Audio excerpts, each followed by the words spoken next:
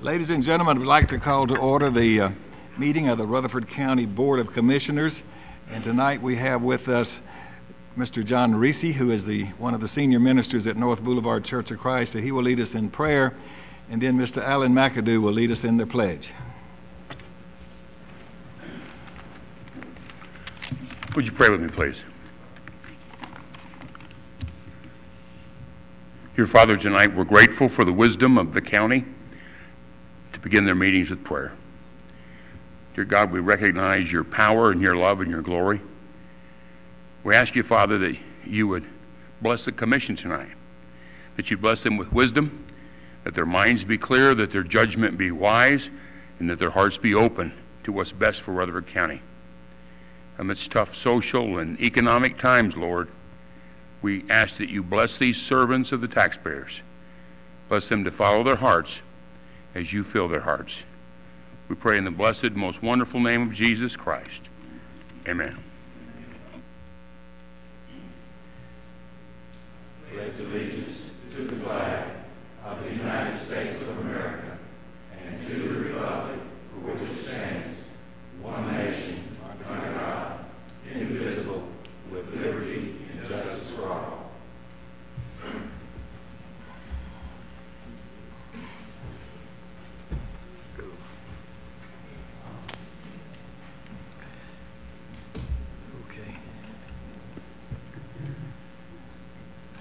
Madam Clerk, will you please call the roll? Commissioner Schaefer? Here. Commissioner Black? Here. Commissioner Jordan? Here. Commissioner P? Here. Commissioner Cook? Here. Commissioner Jernigan? Here. Commissioner Farley? Here. Commissioner Williams? Here. Commissioner Sandlin? Here. Commissioner Johnson? Here. Commissioner Sparks? Here. Commissioner Hall? Here. Commissioner Jordan? Here. Commissioner Rogers? Here. Commissioner Coggin? Present. Commissioner Bullen? Here. Commissioner Phillips? Here. Commissioner McAdoo? Here. Commissioner Ely? Here. Commissioner Gooch? Here. Commissioner Daniel? 21 present. Thank you very much. You have before you a copy of the minutes of the last meeting. Commissioner Farley? Mr. Mayor, I make a motion we approve the minutes as mailed. Do we have a second? Second from Commissioner Phillips. Anyone have any corrections or additions?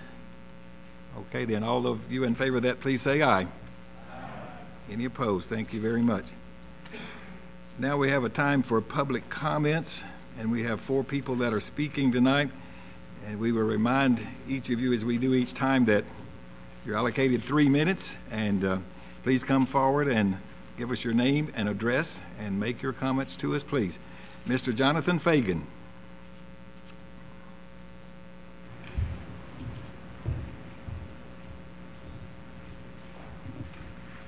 Thank you, ladies and gentlemen of the Commission. My name is Jonathan Fagan. I am chairman of the Rutherford County Democratic Party. And I want to tell you tonight that you're going to be considering a budget line item amendment for the Election Commission to pay $32,000 in legal fees. That's going to come out of the primary money that the Democratic Party and the Republican Party worked diligently to save by holding caucuses instead of primaries. And you're going to hear 2 statutes tonight from Tennessee Code Annotated in regards to whether state law allows this. One is Tennessee Code Annotated Title 2, Chapter 12, Section 116. And it will clearly state that the election administrator must recommend counsel. That I have included packets for each of you of pertinent documents and a timeline in which those documents occurred. The minutes of the meeting, document 4, clearly state that no recommendation was made. You will also hear Tennessee Code Annotated Title 2, Chapter 12, Section 101. And that is Document 5. And that states that an election must be, it must be over, the lawsuit must be over an election, and that's not the case here. The settlement, which is Document 6 and 7, is for a monetary amount of $7,500, only $7,500. There is an additional legal bill for $25,000 that is not part of that settlement. So if you want that settlement to go away and this lawsuit to go away, all you have to do tonight is appropriate $7,500 to pay the legal fees of Hooper Pinion. And those are the pertinent documents. I hope you'll look through these in this packet. That settlement is signed by the Republican members of the Election Commission only. And it is a settlement between those individuals and Hooper Pinion. And we hope that the full $100,000 will be returned to the general fund.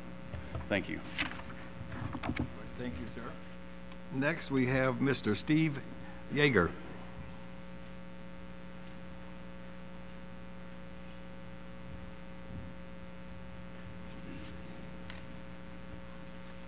Good evening. I just wanted to briefly make you aware of an issue that, although it's not the biggest issue we face in this county, I think it's a growing problem, and I think it's something that would resonate with a lot of your constituents. It's unsolicited newspapers and advertising supplements that are being thrown in our driveways and littering yards and neighborhoods and adding to our landfill in the county.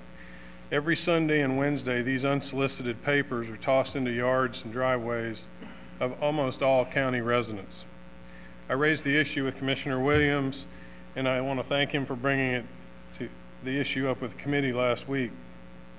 If one of us throws something unwanted or unasked for in someone's yard, it's called littering. Yet these papers do it repeatedly. And when you ask them to stop, they don't exactly know how to do it. The handouts I left with each of you contain thumbnail photos of just a small sample of newspapers in varying states of neglect and decay on a walk around the block in my neighborhood of Berkshire in the Blackman community. If you look along rural roads like Blackman, Baker, and Florence, you'll see many cases where there are up to a dozen decomposing newspapers all over the single driveway. They stack up at many homes, some obviously unoccupied, and others where the owners just defiantly refuse to pick up the unwanted garbage. It's obvious people don't want these things, so the ones that do get picked up go straight into the trash, wrapped in plastic, on the way to our rapidly expanding landfill. Additionally, when I take the time to stop my mail or daily newspaper when I go out of town on vacation, I return to find these in my driveway announcing to burglars that I was out of town. I urge you that if given the opportunity in the future to either ban these papers or at least make sure citizens can opt out effectively of receiving these nuisance newspapers, most importantly, give us recourse if the requests are ignored, similar to the Do Not Call registry. Thank you. Thank you, sir. Next, we have Mr. Donald Todd.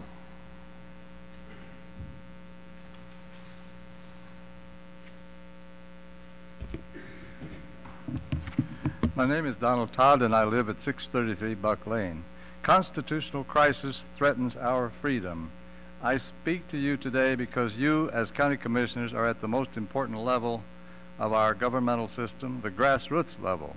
And you need to know that there are more than 600 cities and counties in the United States, including Nashville, Knoxville, Chattanooga, Gatlinburg, Oak Ridge, and Memphis. But you're in the process of losing their constitutional form of government to a deceptive and dangerous type of concept called sustainable development, which is fueled by the unproven and dubious theory of man-caused global warming. This type of governmental concept is very similar to metro government. It utilizes big government type controls over land use, community development, water preservation, open space, and so forth. In their efforts to control the climate, they will be controlling the citizens. These concepts are imposed in a manner which places damaging restrictions and devastating tax increases upon unsuspecting county taxpayers. Taxpayers and the County Commission of Rutherford County should watch for and observe the preceding kind of language currently being used in the news media. It is a dead giveaway that they are talking about sustainable development. Watch for references to other concepts like environmental protection and stakeholders. Much of this type of language has been noticed in local news items in the D&J on February the 1st and March 8th of this year. The sustainable development concept is being pushed nationwide by a private foundation entitled ICLEI, International Council for Local Environmental Initiatives. Leaders of this foundation, many of whom are foreigners, are pretending to introduce policies that are supposed to be beneficial for the lives of the American people. For example, in California, the ICLEI is pushing city councilmen to ban free parking from all downtown areas to discourage people from driving their cars into the city and thereby saving the environment. They do this with no thought to the imposition or cost to the citizens. Under close scrutiny, the true picture of what this organization plans to do is shocking.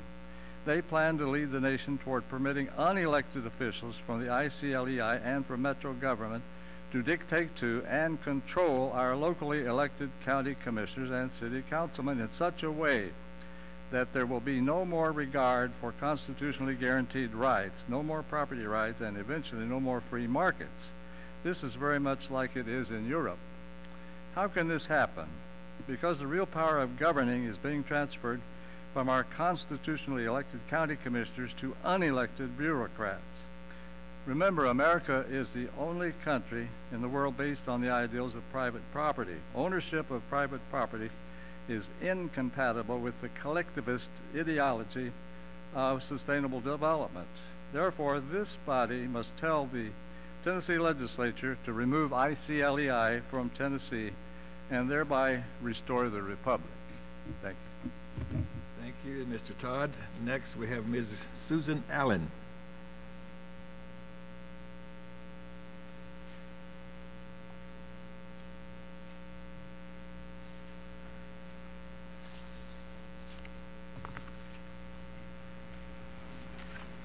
Good evening. My name is Susan Allen, and I live on Nelson Lane in Murfreesboro.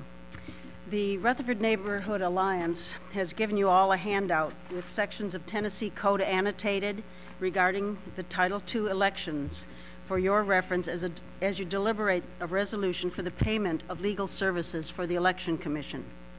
The RNA opposes the use of county funds to pay this lawsuit. I would like to stress that we are strictly a nonpartisan organization, and this position has been arrived at based on 3 factors. Number 1, if you look at the top of page 1, you'll see in Title 212-210 that election commissioners are county employees. Number 2, we see nothing in TCA Title II that gives election commissioners the authority to employ legal counsel for the purpose they did. On page 1, Section 212-101, C2, allows legal representation for county election commissioners only in legal proceedings that involve a county election. On page 2, Section 212-116A4 does not give them this authority either. This section gives the election administrator, not the election commission, the authority to hire legal counsel in matters regarding their, quote, duty to promote voter registration in the electoral process, end quote. The Commission's actions in trying to replace the administrator had nothing to do with promoting voter registration or the electoral process. Number 3, the Private Act of 1957, Chapter 67, Section 6 for county attorney, which you are all very familiar with, states, quote, that no official, agent, department, branch, or board of said county shall employ other attorneys to be paid out of the public revenues of said county without the approval of the quarterly county court of said county in advance of such employment. This is the law currently in effect. The election commission members appear to have overstepped their authority in hiring outside counsel since they did not comply with this law. This is another example of why laws that are in place must be followed.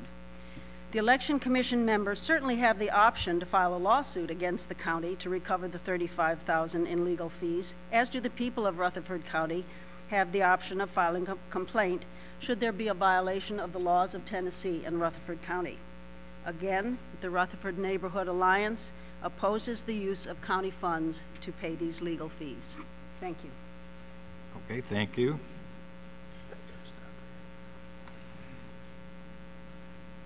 Okay, it's time now for elections and confirmations.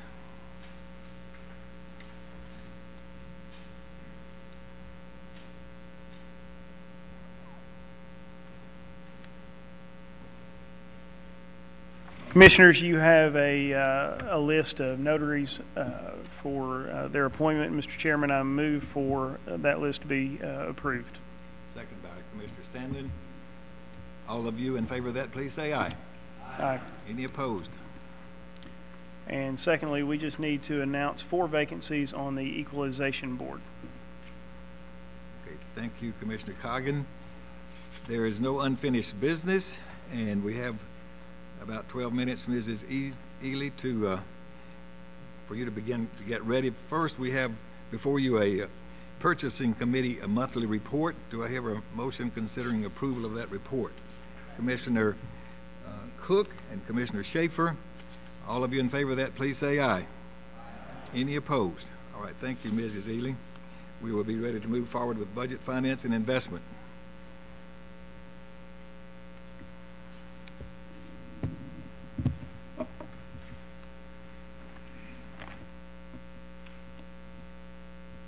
Item J2A, General Fund Budget Amendments.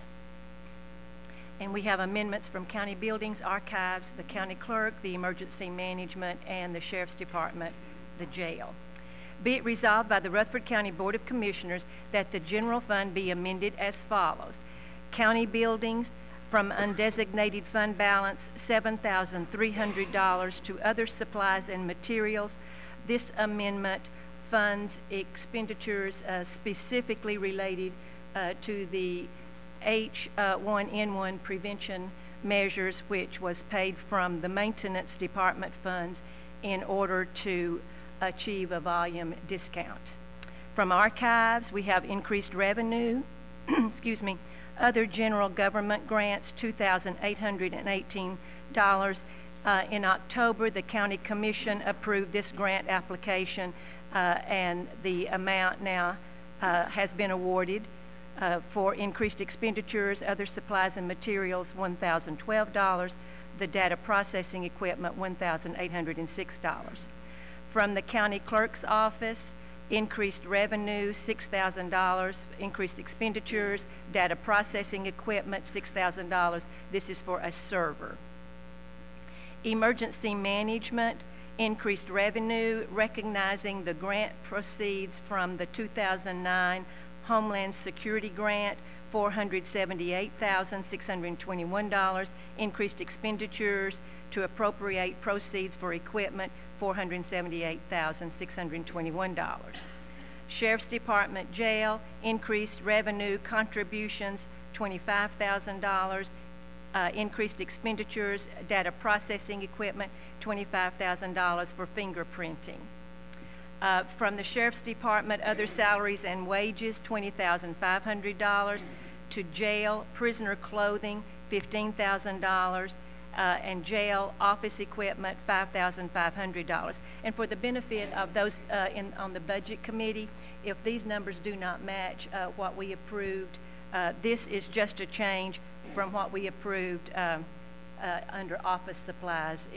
The Finance Office felt this was a more appropriate line item. Increased revenue, insurance recovery, $12,300. From miscellaneous judgments, $17,553. To motor vehicles, $28,688. Maintenance and repair of vehicles, $1,165.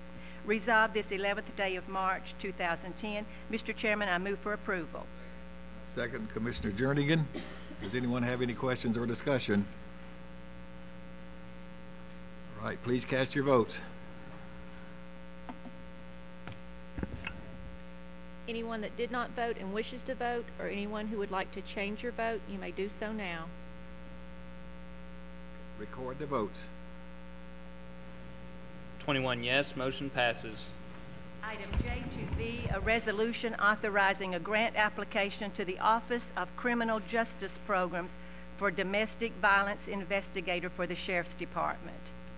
Whereas the Sheriff's Department desires to apply for a 3-year STOP grant through the Office of Criminal Justice Programs for the purpose of hiring a domestic violence investigator.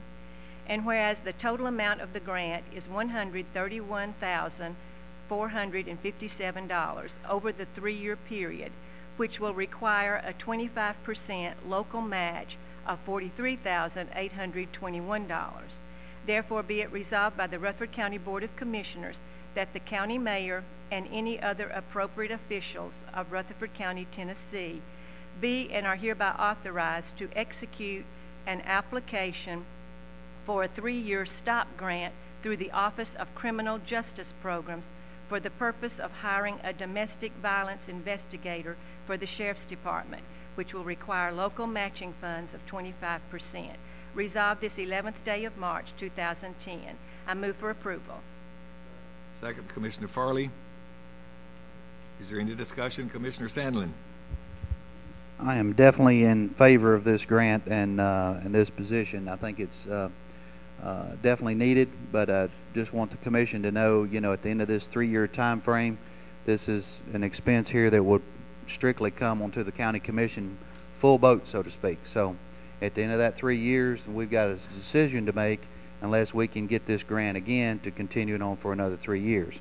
So look at those numbers right there and be prepared in 3 years to either take it on full force or we'll have to let that position go.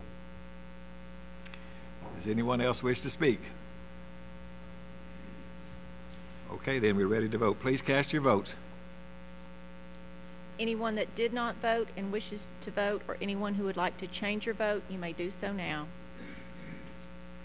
Record the votes. 21 yes, motion passes. Item J2C, a resolution establishing Fund 121 Special Purpose Fund to account for federal equitable shared funds forfeited to the county. Whereas the Sheriff's Department has maintained a bank account for federal equitable shared funds forfeited to the county as a result of assisting in federal investigations. And whereas the Division of County Audit, Tennessee Comptroller of the Treasury, has recommended that these funds be channeled through Rutherford County's budgetary process. Therefore, be it resolved by the Rutherford County Board of Commissioners that Fund 121 Special Purpose Fund be established to account for the federal equitable shared funds currently maintained by the Sheriff's Department, and that the following budget amendment be approved, recognizing the revenue to be turned over to the county by the Sheriff's Department and appropriating the revenue to the following expenditure accounts. Special Purpose Fund increased revenue $46,840 to increased expenditures, and there will be some changes in these line items again from Budget Committee, and the only change has been in budget we approved $32,570 under the confidential payments. That has been split out, as you can see now, to $22,570, to other equipment $10,000. In-service training $2,500, instructional supplies $8,518, law enforcement supplies $1,752, and other supplies and materials $1,500. Resolved this 11th day of March 2010. Mr. Chairman, I move for approval. Second by Commissioner Jordan. Does anyone have any discussion or questions? Please cast your votes. Anyone that did not vote and wishes to vote, or anyone who would like to change your vote, you may do so now. Record the votes. 21 yes, motion passes. Item J2D, Employee and Dependent Insurance Budget Amendments for all funds. Be it resolved by the Rutherford County Board of Commissioners that the employee and dependent insurance accounts for the following county departments be amended due to open enrollment changes and premium rate changes that went into effect as of January 1, 2010. From the general fund, from employee benefits and employee insurance, $58,936, reappraisal and employee insurance, $9,650, going to the employee insurance line item for each of these departments: county mayor, county attorney, archives, finance, property assessor, information technology, circuit judges, general sessions, drug court, chancery court, sheriff's department, health department, and stormwater. Solid waste and sanitation fund, from convenience centers, employee insurance, $9,530, to the landfill operations, employee insurance, $9,530. The ambulance service fund, from undesignated fund balance, $50,000, to the ambulance employee insurance, $50,000. Resolved this 11th day of March, 2010. Mr. Chairman, I move for approval. Second from Commissioner Jordan. Anyone have any questions regarding this? Please cast your votes. Anyone that did not vote and wishes to vote, or anyone who would like to change your vote, you may do so now. Record the votes. 21 yes, motion passes. Ms. Ely, this next one of yours is a little bit long, and I think we won't have time for that before our 6:30 public hearings. Thank you. Okay, tonight we have with 5 public hearings that we're going to be reviewing. So the first one is amendment to a conditional use permit request 10-A001. Mr. Keith Harris is located at 9295 Franklin Road. The existing zoning is services. The requested amendment to remove the sign size restrictions and to allow outside storage of materials and equipment on a site of approximately 1.35 acres. Mr. DeMosi. Yes, Mayor, thank you, and good evening, Mayor and members of the Commission. This first piece of property is located along Highway 96 Franklin Road. As Mayor stated, applicant is seeking an amendment to amend the conditions placed on his existing conditional use permit. The property was rezoned services and granted a conditional use permit for an office and warehouse for an in-ground swimming pool business back in December of 2006. The applicant received a notice of conditional use violation back in December of 2009 for having outdoor storage of certain items. The conditions that the applicant wishes to amend, as the Mayor stated, include the limits on the amount of equipment, no outside storage of the materials, and the limitations placed on the allowable signage on this property. Now, since this rezoning and conditional use was approved, the surrounding area has become increasingly commercial. It's become more of a commercial node. In the last 2 years, we have seen 3 applications for rezoning that were approved, 2 for motorcycle shops and 1 for an automobile repair shop. There also is a commercial nursery in that area, as well as some horse stables. Just as a note, the other motorcycle shops and the automobile repair shop, when they were approved, did not have the conditions, especially related to the signage, which is one of the reasons why he's asking for that to be removed. So if the restrictions of that sign are removed, the applicant would just be allowed to install a 50-square-foot illuminated sign in accordance with our zoning resolution. Again, many of the new businesses have that type of sign already. They would still need to do some screening on the northern corner of the property to block the view of an existing residential house. The applicant is fully aware of that, and it does intend to comply with that. With that, I'll be happy to answer any questions. The Planning Commission did recommend in favor of this unanimously. Okay. Does anyone have any questions of Mr. DeMosi before we have the public hearing? Okay, then thank you, Mr. DeMosi. With that being said, we're going to declare the public hearing open with respect to this request by Mr. Keith Harris, 10-A001. If there's anyone here that wishes to speak for or against this proposed amendment, please come forward and give us your name and address and make your comments. Is there anyone that wishes to speak regarding this application? Okay, I don't see anyone coming forward. Therefore, we will then close the public hearing. And do we have a motion considering this request? Mr. Commissioner Williams. I would recommend that we approve this with the conditions that were set forth by the Planning Department. All right, we have a motion. Do we have a second? Commissioner Schaefer. Now, is there any other discussion? There being no other discussion, we're ready to vote. All of you in favor of this, please say aye. Aye. Any opposed?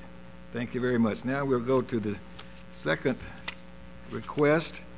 Again, a conditional use request 10-A002 from Ms. Sheila Smotherman, located at 1226 Church Street.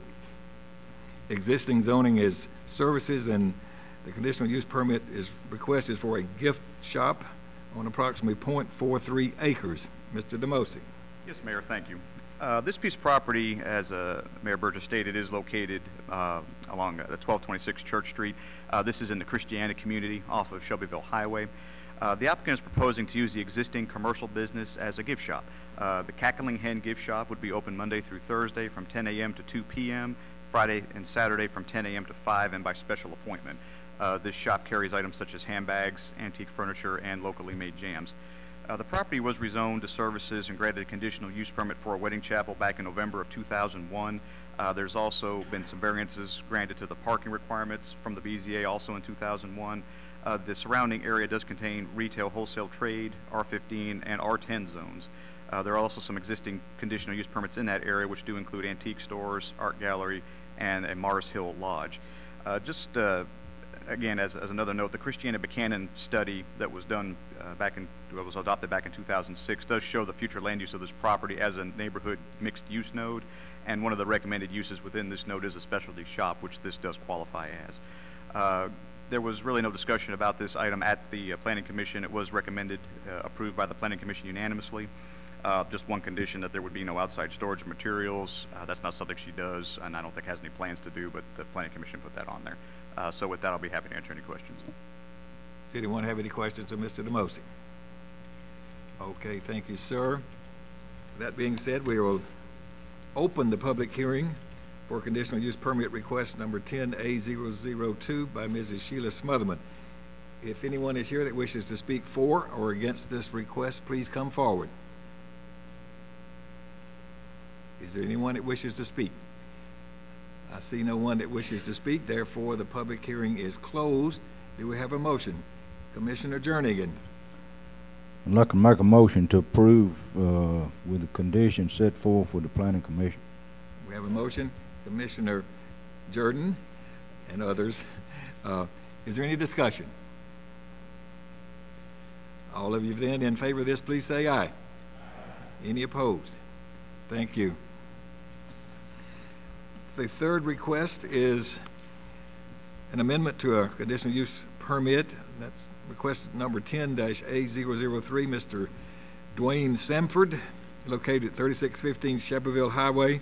The existing zoning is services, and the amendment is requested for additional uses, limited parking along Shelbyville Highway, and increase the number of allowed motorcycles and other vehicles on approximately 4.3 acres. Mr. DeMosi. Yes, Mayor Burgess, thank you. This property is located along Shelbyville Highway. The applicant is proposing to add 3 additional uses: vehicle and equipment rental, retail sales, which does include custom shirt imprinting, and also bail bonding to his existing conditional use permits. The property was granted, as you see here, just as a matter of history, the property was granted a Type 1 conditional use permit back in July of 2006 for a motorcycle shop. Another Type 1 was added in April of 2007 for motorcycle sales, and then finally in August of 2007 the property was rezoned to services and granted a number of uses which are listed in the agenda comments. The property has also been the subject of variances for screening and parking requirements. Now, because of the number of conditional use permits on this property, and after discussion with the applicant, what staff proposed to do was just to void out all the previous conditional use permits and kind of put everything under one new conditional use permit, which you have before you tonight. The applicant is requesting permission to park some vehicles along the right-of-way of Shelbyville Highway, not in the right-of-way, but along it. This had previously been limited by a condition. However, since we're trying to put this all under one umbrella, you'll see that what the conditions that we're looking at, what we're proposing. As a lead into that, the recommended conditions, again, all previous conditional use permits would be null and void. The list of approved uses, as you see there, would be the motorcycle service and repairs, farm equipment and trailer sales, welding, repair and fabrication. The applicant does live on the property, so we put the single-family residence in as well. Automobile sales and service, vehicle and equipment rental, retail sales, and just as a note, if this is approved, we would request that including the custom shirt imprinting be added there as well. It's in the staff comments. We just didn't put it in the recommended condition. And the bail bonding, no outside storage of car, truck, or motorcycle parts. All major repair work would be done inside the shop. No more than 20 motorcycles for sale at any one time. No more than 20 other vehicles for sale at any one time. It should be noted as well that there was a lot of discussion about the rental of vehicles. Again, if this is approved, we would recommend that condition, say no more than 20 other vehicles for sale or rental at any one time. No more than 18 pieces of farm equipment for sale at any one time, and then no more than 8 motorcycles, vehicles, or pieces of equipment be parked near the right-of-way of Shelbyville Highway at any one time as displayed. The Planning Commission did have a good amount of discussion about this. Ultimately was approved, recommended approved to you. With that, I'll be happy to answer any questions that you may have. Commissioner Bullen. The part where you said they would be parking along the right-of-way, that's a little disturbing to me that you're getting that close to traffic. Could you elaborate on that a little bit more? Well, the right-of-way of Shelbyville Pike is actually, it's very wide, and the right-of-way actually doesn't start at the road. It's probably, it's a number of feet into his property before you, it wouldn't be interfering with traffic. I mean, I would share your concern, but it's set back a good way. Even a driver like myself? I have perfect confidence in you that you would not have any problem with that, Commissioner Bullen. My wife wouldn't agree with that. She told me the other day it was terrifying to ride with me. Yes, sir. Does anyone else have a question to Mr. DeMosi? Okay, thank you, sir. Then we will open the public hearing up with respect to this conditional use permit request 10-A003. Mr. Dwayne Semford is the applicant. Is there anyone here that wishes to speak for or against this request? If so, come forward, please. All right, I don't see anyone wishing to speak. Therefore, we're going to close this public hearing. And do we have a motion? Commissioner Jernigan. I'd like to make a motion to approve as presented by the planning with the conditions that's recorded here. Do we have a second? Commissioner Farley. All right, or Commissioner P. All right, now, discussion. All right, then there's no discussion. All of you in favor of this, please say aye. Aye. Any opposed? Thank you very much. Now we have a couple of zoning resolutions amendments. And the first one is regarding an amendment to the landscape and buffer yard regulations. So, Mr. DeMosi. Yes, Mr. Mayor, thank you. I just want to make a couple of just quick introductory comments before I turn this over to the Assistant Director, Ms. Emsley, to give a presentation. This is a project that we've been working on for the better part of a year or so now, year and a half. We recognize that our landscape requirements were in need of modification. It was included in our 2009 work plan, and while we made a lot of progress on it, we didn't quite get it finished up. So we continued working on it in the first couple months of this year, and we have our recommended changes to you before you tonight. Again, with that, I'm going to call Ms. Emsley up to the podium to give a presentation on this, and we'll be available for questions as soon as the presentation is over and throughout the presentation as well.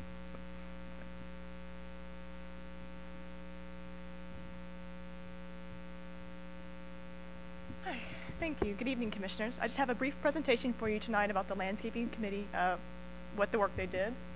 I did want to give a quick thanks to the committee. They met several times over the past year, and they worked real hard to get the amendment before you, and we do appreciate their help. So here's just a brief outline of the proposed amendment in front of you. I'll be happy to stop at any time. I'm going to go briefly through each section, but if you have questions, feel free to stop me while we're on the topic. Okay. So we did create a new purpose statement for this resolution. It lists the many uses of landscaping, including the environmental and aesthetic benefits that it provides. It goes into quite a bit of detail. This would apply to any new commercial, institutional, or industrial sites that are located in the county. We did establish thresholds for when existing developments would have to meet the regulations, and those include major renovations to a site. If a use was required to be rezoned, it would have to meet the standards. If a parking lot was expanded, then the portion expanded would have to meet the standards. If a new and separate building was created, then that separate building would have to meet the standards. So we have had some criteria for how to bring the existing development up to code as well. We, of course, created several new definitions for the resolution. Now, there will be a landscaping plan required. It would be submitted along with the site plan during the site plan review process. We felt that it would be important to have a landscape architect involved in the larger, more unique projects in the county. So once again, we set some criteria for when that would happen. That would be if there was more than 12 parking spaces required on a site, or if a new building exceeded 10,000 square feet in size, or if the applicant was seeking an alternative method of compliance, which I'll speak about more in a moment. So just an example, a lot of the development we see in the county is much smaller in scale, has very minimal parking requirements. So for example, this market here would not be required to have a landscape architect involved in the designing of their plan. However, projects that have a much larger footprint, larger buildings, more parking, would be required to hire a landscape architect in their design. We have created a do not plant list for some of the more problematic species in the county. We have created, of course, size and spacing requirements for the plants. Written permission will be required for any plants that are being placed within the drainage and/or utility easements. That's just to avoid any conflicts that might come up there. And of course, we have required a mixture of plant species to minimize the impact of disease on any one site.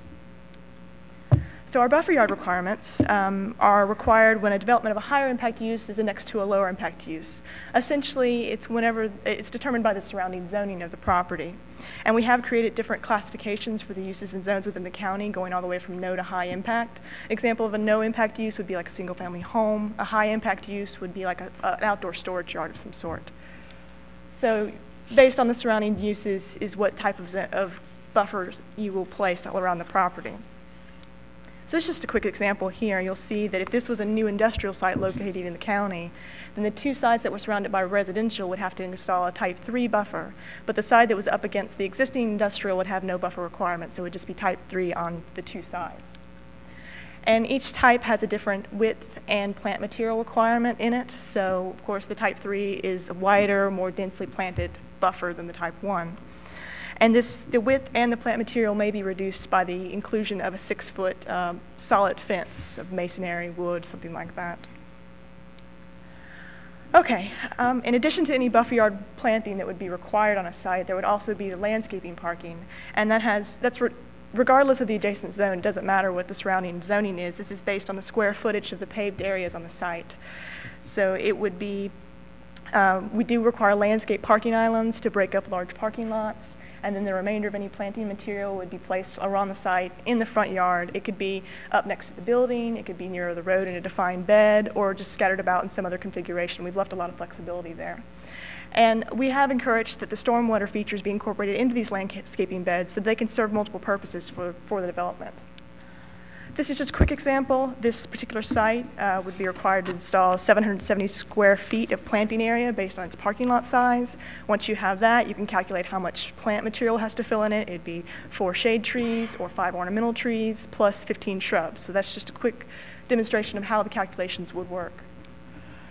Now, we have made allowances for existing trees to be credited towards the tree planting requirement. In most cases, a certified arborist would be required to document the health and establish a protection zone for the trees during construction so they wouldn't be damaged. Now, the preserved trees do need to be in the area they're being credited for, so if they're a buffer yard tree, they need to be in the area of the buffer yard. We have a required installation bond be submitted to the county if the business is going to open before the landscaping is being installed. That's just so if a business wants to open in January, the county will be reassured that we will get the proper landscaping planted when the season is correct. We're requiring water sources to be available for the plants, be it a hose attachment or an irrigation system. That's really important for the life of the plants in the future. And also requiring for the future maintenance of plants for the future. Now, the alternative method of compliance that I spoke of earlier is for the unique sites in the county that have poor soils or lots of rocks, just conditions that wouldn't allow them to be able to meet the regulations as they were written. This would give the developer an opportunity to submit an alternative landscape plan to the Planning Commission during the site plan review process, so it wouldn't be any separate hearing, it'd be during the same process. And they would be able to meet the intent of the regulations without meeting them verbatim. So for example, they might be able to substitute ornamental grass for shrubs if they didn't have the soils to grow shrubs.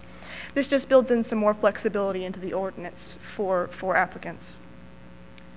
There is, of course, a couple of accompanying amendments to this. There are a few definitions in Article 2 that need to be deleted. The vision triangle definition has been clarified throughout the ordinance, and we're adding a chart for it. The site plan submittal process will need to refer to the new landscape plan requirements. Same thing with the parking design. It will need to refer back to the landscaping section as well. So, do you have any questions? Yes. Commissioner Schaefer. You said about encourage stormwater features to be incorporated with the landscaping. Why wouldn't you just leave out the encourage and just have it? So, and what I'm thinking about is a drain or something like that that's going down to let water run off. That why wouldn't you want to have landscaping around? We actually expect that in the near future there'll be new stormwater regulations coming down from the state level that will require stuff like that to be built into the site. And we suspect we'll come back with future ordinances that will incorporate that more into the ordinance. Right now, we just want to leave it open to it so that they could incorporate them if they wanted to. We feel that we'll come back later with an ordinance that perhaps requires them. That answers. Okay. Commissioner P. First of all, I want to say thanks for making that quick. No but problem. there is a section in there that I have a problem with where you're requiring a landscaping engineer. You know, that's that'll be extra costs that these people be incurring, and I understand that's for large projects. But can you explain your thought process on there? Because, I mean, there are a lot of landscapers out here that do a very good job, but they're not a landscaping engineering services. And to me, that's going to limit a lot of people's ability to bid and do projects like that. So explain why you're doing that, because it's may depend on how I vote on this. Sure. The landscape architect, the committee we formed felt that it was very important to have a landscape architect on sites because of the extra expertise they add to a project. As staff, we do feel it would be important to maintain that requirement for the alternative method of compliance, because that really is a unique situation where they're working with the land and trying to come up with a different way to meet the regulations than what we require. As staff, that's the section we feel really strongly about. The larger developments that was handed down from the committee. Any idea on the cost of something like that versus a regular landscaper doing that job? It varies a lot. I talked to some landscape architects. It depends on whether they're doing the engineering work as well or whether they're just doing the landscape architecting portion. I'm not sure the exact cost, but it can be probably like, I would guess $100 an hour, but that's just a guess.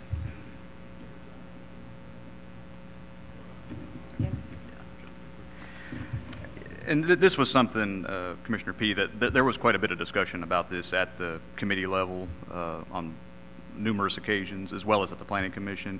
You know, I do think it's important in one sense. I understand your concern. On the other hand, you know, I think it's important at the same time that someone with the experience to be able to plant the species in a correct manner and around the site to show where the plan is going to have the, I'm jumbling my words here, I'm sorry. We just felt that the committee, I think, felt that the expertise that they had just lent itself well, especially to the larger projects. There was a lot of concern about the smaller projects, like you said. At the same time, our position, our fallback position, if you will, would be that if it is going to be in there, at least have it in there for the alternative landscape plans, as opposed to not having that, because that does bring in another level, I think, of of expertise that they would need to have at that point. But I mean, there was quite a bit of discussion about this at the Planning Commission and at the committee level. So. I don't disagree at all when you're going to an alternative plan. You know, Will and I were just discussing, we know of a particular project somewhere on Jefferson Pike, some of y'all may remember, and just solid rock.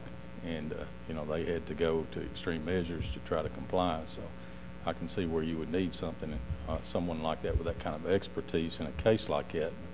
On the other, I'm still questioning that.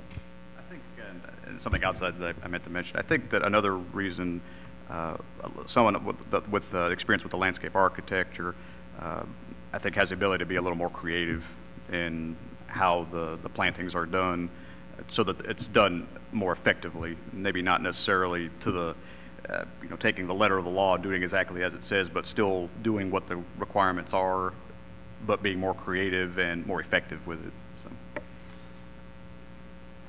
I would make one comment. Our staff probably wouldn't be in a position to really evaluate, maybe properly and correctly, what is a good plan unless they had some reasonable assurance that this person, you know, had some credentials, you might say. I mean, it'd be more difficult for them to know what they should or should not approve, possibly, even though I didn't hear the other discussions. Other comments, Commissioner Sparks?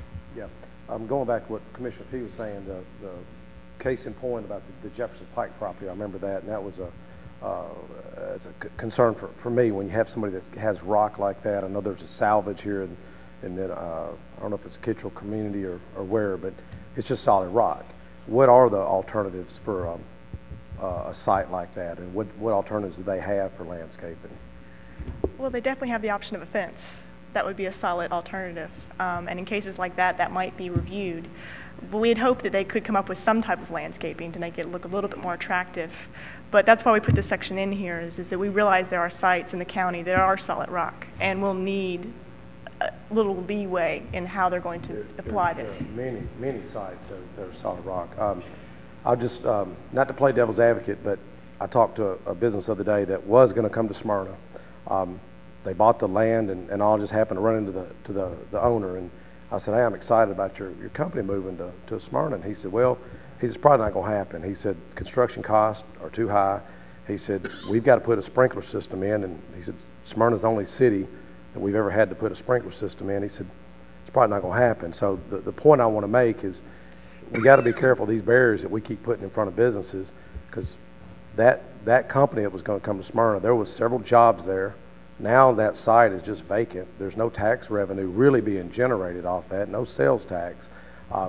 So that's my concern with some of that. I think we're moving in the right direction, and it needs to be cleaned up. But you take some of these small businesses like the one on Jefferson Pike, those people right there, I don't know if y'all know that situation, but those people, that was their life. That was his whole 401k and everything, his whole savings. And they tried all they could, and they didn't have much at all. And I don't know for sure, but I know they fell into some tough times and some severe financial hardship with it. But I appreciate the work you're doing. I just know it can be difficult for a lot of small businesses. Other discussion? Commissioner Jordan. Well, I'm on the Planning Commission. When this committee first brought this to us, if I'm not mistaken, it had a landscape architect for virtually all the commercial applications. And we had the same exact concerns that Robert and Jeff both had, that this small businessman couldn't afford this. And that's why we got them to back it up. I believe it's 12 parking spots now. And that's going to take care of most of your mom and pop type organizations and stuff like that. And if somebody's got a big full-blown corporate type company, they're going to have an engineer design the site anyway, and they're going to be able to, you know, put a landscape architect in without much additional cost. They'll already be doing a full-blown site plan. So we were concerned about this the first time it came to us, and we got it, and it went back. The committee looked at it. They backed off the landscape architect thing to a great extent, and I'm pretty comfortable with where it is now. We did have a lot of discussion about this at the Planning Commission. Okay. Thank you, sir. Anyone else have any questions before we have the public hearing? Okay, thank you, Ms. Emsley and Mr. DeMosi. We're going to now declare that the public hearing with respect to this zoning resolution amendment regarding amending our landscape and buffer yard regulations. The public hearing is now open. Is there anyone here that wishes to speak for or against this proposed zoning resolution amendment? Okay, I don't see anyone that wishes to speak. Therefore, the public hearing is closed. Do we have a motion concerning the approval of this resolution? Commissioner Jordan. And a second from Commissioner Farley. Now, is there any other discussion? He would like, before we vote, he'd like to make one clarification. The landscape and the associated amendments, correct? Thank you. This is, yeah. The whole presentation plus the amendment that she presented together. All right. All of you in favor of this, please then say aye. Any opposed? All right. Let the record reflect we had one no. Make that two. All right, thank you very much. Commissioner P. and Commissioner Daniels. All right, we have one other zoning resolution amendment regarding an amendment to the accessory structure regulations. Yes, Mr. Mayor Burgess, thank you. The Board of Zoning Appeals periodically considers applications on allowing accessory structures such as garages, storage sheds, those kind of things, prior to the establishment of a principal structure on the piece of property. Typically, in those situations, the owner would like to build an accessory building with the intent of constructing a single-family dwelling soon after. There are, however, also some situations where the establishment of a principal use or structure is either impractical or just impossible. While both of these types of applications are handled with a conditional use permit by the Board of Zoning Appeals, there are not any specific guidelines for their review or approval, with the exception of the standards of general applicability, which apply to all conditional use permits. This does have the potential to create inconsistencies in enforcing. Staff is proposing to make some amendments to the existing provision to better manage both of these type of situations. Approval by the Board of Zoning Appeals would be required for the establishment of an accessory structure prior to the establishment of a principal structure, or for the creation of a non-commercial personal workshop. These amendments also have several conditions that I'll go over just briefly. In the first situation, where someone just wants to do it prior to building their house, what you'll see is that they can build a non-commercial storage facility, workshop, whatever, with a conditional use permit type 2 by the Board of Zoning Appeals. They would have to meet certain criteria as listed on the proposed language section A through E. It says the size of the accessory structure would conform to the size limitations already in the zoning resolution. The structure would have to meet all setback, height, and lot coverage requirements. There would only be permitted one structure, the structure excluding ag structures. The structure would not be allowed to be used for any living quarters, commercial activities, or storage for businesses that occur off the property, including home-based businesses. We would also make an addition to section 7.03, which would deal with the situation when someone had a piece of property that just could not feasibly put a single-family dwelling on the property. As you'll see on the regulations, we're calling them non-commercial storage facility, workshop, or other structure for the private use of the landowner. Again, most of the conditions that you see there are similar. They would be considered by the Board of Zoning Appeals as type 2. They would have to be residentially zoned. The owner would have to provide us verifiable proof that the conditions would not allow the establishment of a principal structure on the property. The property would have to at least be 5 acres in size. The size of the accessory structures would conform to the zoning as well as the setbacks, height, and lot coverage requirements. Again, only one structure. No outdoor storage or any materials or vehicles would be allowed. And then the structure, again, would not be permitted for any living quarters, commercial activities, or storage for businesses that occur off the property. Again, you'll see there, as we had in the last section, we're not trying to limit or regulate anything which would be an approved agricultural use or structure. We just want to make that clear.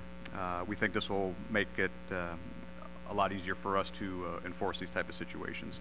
So I'll be happy to answer any questions. Do you have questions of Mr. DeMosio on this amendment here? Okay, thank you then, Doug. Therefore, we're ready to open the public hearing with respect to the zoning resolution amendment regarding changes to the accessory structure regulations. If there's anyone present that wishes to speak for or against this proposed amendment, please come forward and give us your comments. I don't see anyone that wishes to speak. Therefore, the public hearing is closed. And do we have a motion concerning approval of this zoning amendment regarding accessory structures? Commissioner Sandlin, do we have a second? Commissioner Daniels.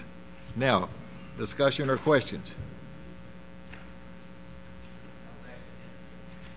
Commissioner Williams? All right, made the motion. Okay, if there's no discussion, I assume you're ready to vote. All of you in favor of this, please say aye. Aye. Are there any opposed? Okay, thank you, sir. Thank you, Mr. DeMosi.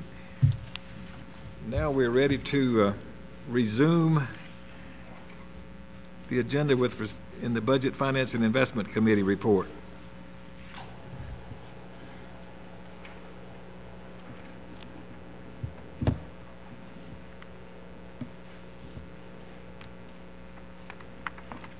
We are ready for item J2E, a resolution approving a lease purchase and energy-related services agreement for Excel Energy Group for the Rutherford County Board of Education. At a duly called meeting of the governing body of the Rutherford County, Tennessee Board of Commissioners, held in accordance with all applicable legal requirements, including open meeting laws, on the 11th day of March 2010, the following resolution was introduced and adopted. Resolution approving the execution and delivery of an energy agreement and lease purchase agreement and related instruments by the Rutherford County Board of Education and determining other matters in connection therewith.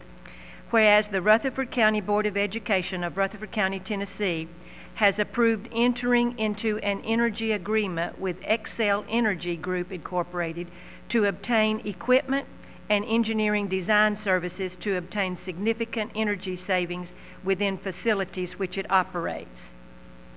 And whereas the governing body of the Rutherford County Board of Education desires to obtain certain equipment and services as referenced in that certain lease purchase agreement to be dated as of March 1, 2010 between the lessee and the Excel Energy Group, Incorporated. And whereas the lessee, at a duly called meeting of its governing body held on March 4, 2010, adopted a resolution approving the execution and delivering of the lease. And whereas pursuant to the requirements of Tennessee law, the lessee has requested that the governing body of the county approve the execution and the delivery of the lease. And whereas the governing body of the county has determined that it is in the best interest of the lessee of the county to approve the lease. Now therefore be it resolved by the governing body of the county as follows. Section 1, it is hereby found and determined that the acquisition of the equipment and the issuance of the lease as set forth in the lessee resolution are in the best interest of the lessee and the county. Section 2, the lease and the acquisition and financing of the equipment under the terms and conditions as described in the lease is hereby approved.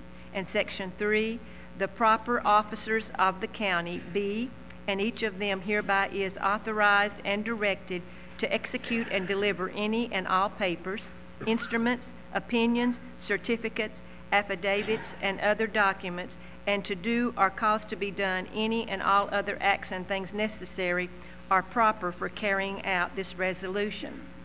The undersigned further certifies that the above resolution has not been repealed or amended and remains in full force and effect.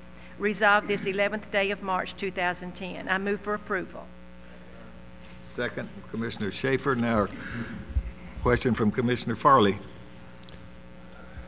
Commissioner, you may not be able to answer this. It may take someone from the school board, but when it comes to leases, all right, why is this better to lease than it is for us to purchase? What's the advantage of this as far as leasing? It's a low-interest loan. Oh, yeah, it's just a funding mechanism. I mean, it's our lights. I mean, it's sensors that are going into the buildings. They're going to be ours. So it's going to be more cost-effective to do it this way than it is to purchase them? This is, in this agreement, 500 is at 0% interest, and there's another portion at 3%. This mirrors a loan program at the state. So this is done until the state gets the loan agreements written. So basically, it's going to be more cost effective to do it this way than it's going to be the same cost, but the state does not have the loan agreements ready, and it'll be several months before they're done.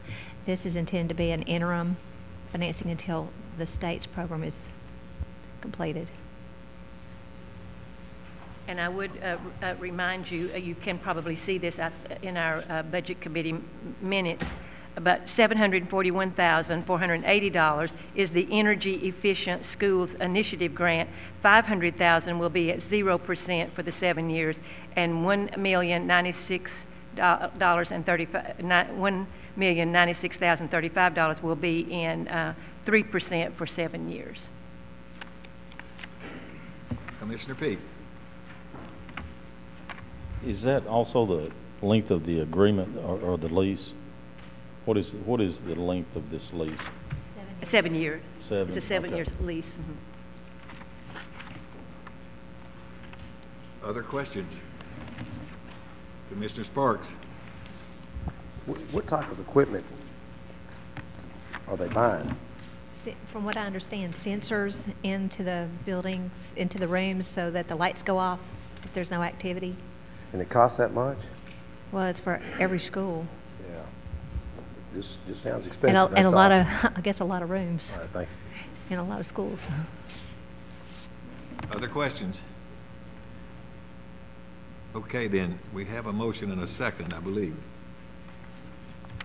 Any other questions? Please cast your votes. Anyone that did not vote and wishes to vote, or anyone who would like to change your vote, you may do so now. Record the votes. 21 yes, motion passes. Item J2F, a resolution allocating $12,718,000 of the Recovery Zone Facility Bond allocation to Mid-TMD LLC as the ultimate beneficiary of the proposed bonds, and authorizing the Industrial Development Board to issue Recovery Zone Facility bonds on behalf of Mid-TMD LLC. Resolution of the County Commission of Rutherford County, Tennessee, allocating $12,718,000 of Recovery Zone Facility bond allocation received by Rutherford County to Mid-TMD LLC as the ultimate beneficiary of the proposed bonds, and authorizing the Industrial Development Board of Rutherford County, Tennessee to issue Recovery Zone Facility bonds on behalf of Mid-TMD LLC. Whereas the American Recovery and Reinvestment Act of 2009 authorizes certain counties and municipalities to designate areas within their jurisdictions as recovery zones, and to designate certain bonds as recovery zone facility bonds within the meaning of the ARA, the interest on such recovery zone facility bonds being excluded from gross income to holders thereof for federal income tax purposes. And whereas the Rutherford County Commission has designated Rutherford County as a recovery zone by resolution adopted on February 11, 2010. Whereas Rutherford County received an allocation of $12,718,000 pursuant to the ARA for Recovery Zone Facility bonds, and has not to date designated any portion of such allocation to any Recovery Zone Facility bonds or ultimate beneficiaries pursuant to the ARA.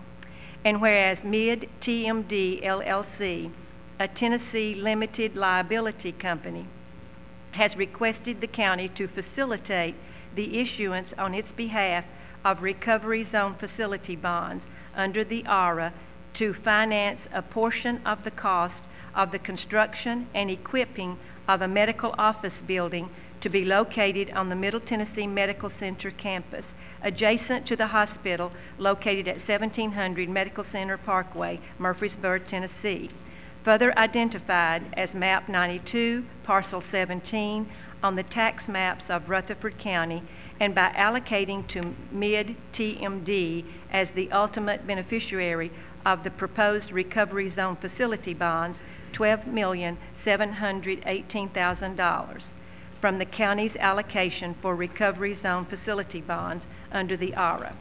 And whereas the county has determined, based upon information provided by MTMD, that the project will benefit the general welfare of the county by providing employment and additions to the tax base, and as a result, wishes to take such steps as may be necessary to facilitate the issuance by the Industrial Development Board of Rutherford County, Tennessee, of recovery zone facility bonds within the meaning of the ARA as set forth in more detail herein below. Now therefore be it resolved by the County Commission of Rutherford County, Tennessee as follows. Section 1, the County Commission of Rutherford County, Tennessee hereby allocates to Mid-TMD as the ultimate beneficiary of the proposed recovery zone facility bonds for use for the project, the county's allocation for recovery zone facility bonds under the ARA in the amount of $12,718,000. Section 2, the County Commission of Rutherford County, Tennessee hereby finds that the investment of $12,718,000 in the project will enhance the tax base of the county and will benefit the general public welfare of the county by providing employment for those engaged in construction of the project and by creating additional full-time and part-time jobs for people from the county and recruited to the county when the project is placed in full operation with a resulting alleviation of unemployment. Section 3, the IDB is hereby authorized to issue the recovery zone facility bonds in a principal amount not to exceed $12,718,000 as defined in the ARA, the proceeds of which will be used to defray a portion of the cost of the project, all in accordance with the provision of Section 5.04 of Notice 2009-50 by the United States Department of the Treasury. Section 4. Neither the project, the bonds proposed to be issued by the IDB on behalf of Mid-TMD to fund a portion of the cost of the project, nor any documents or agreements entered into by the county or the IDB in connection therewith will constitute or give rise to a pecuniary liability of the county or the IDB or a charge against the county's general credit or taxing power.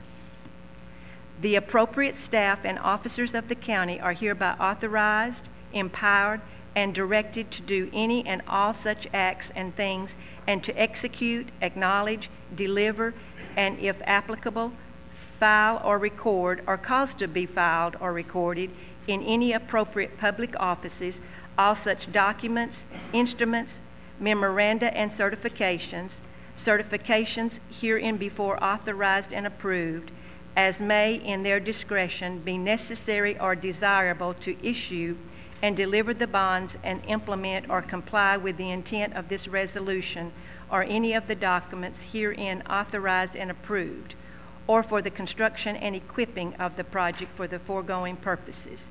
Section 6, that this resolution shall take effect from and after its adoption, the welfare of Rutherford County, Tennessee requiring it. Resolved this 11th day of March, 2010. Mr. Chairman, I move for approval. Okay, motion, second, Commissioner Cook. All right, now we're ready for discussion or questions. There are people from both the IDB and the representative of the actual owner here if you have any questions. Commissioner Farley.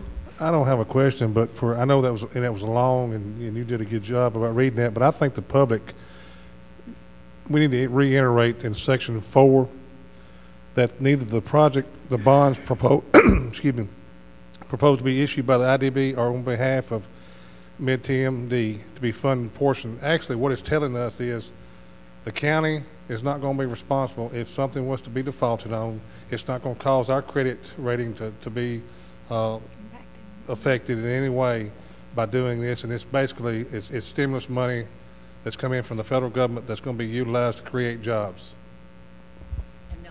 And no liability to the county. That is correct. Any other discussion? There being no other discussion, I believe you're ready to vote. Please cast your votes.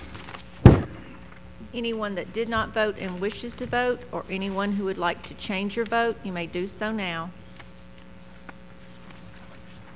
Record the votes. 21 yes, motion passes. Item J2G, a resolution of the Industrial Development Board authorizing the issuance of up to $12,718,000 of Recovery Zone Facility revenue bonds.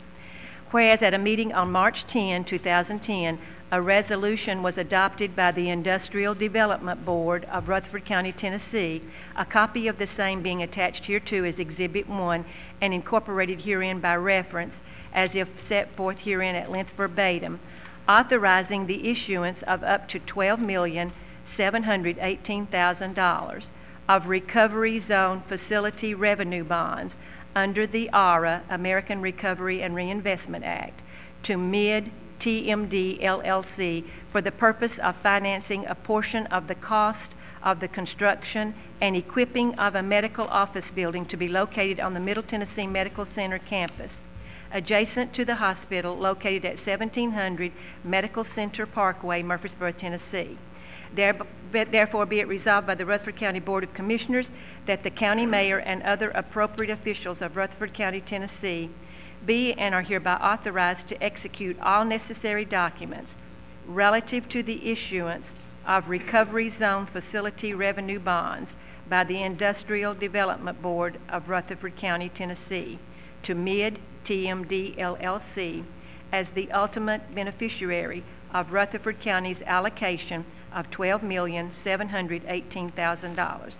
Resolved this 11th day of March 2010. I move for approval. Commissioner Farley, second. Does anyone have any questions regarding this?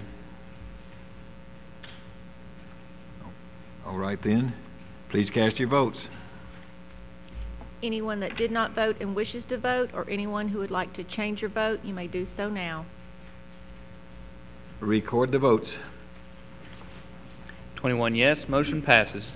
Item J2H, a resolution requesting unclaimed balance of accounts remitted to the state treasurer under Unclaimed Property Act.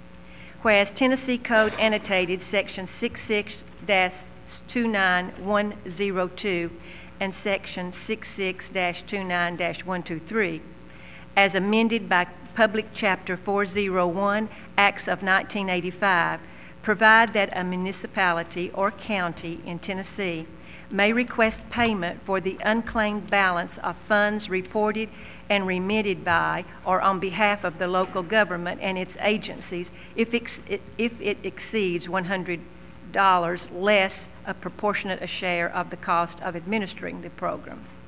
Whereas Rutherford County, Tennessee and or its agencies have remitted unclaimed accounts to the state treasurer in accordance with the Uniform Disposition of Unclaimed Property Act for the report year ending December 31, 2007.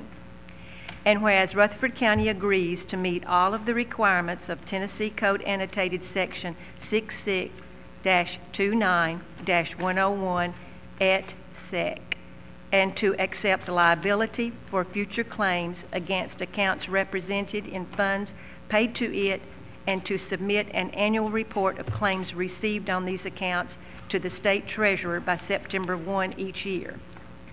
And whereas it is agreed that this local government will retain a sufficient amount to ensure prompt payment of allowed claims without deduction for administrative costs or service charge, and that the balance of funds will be deposited in this local government's general fund.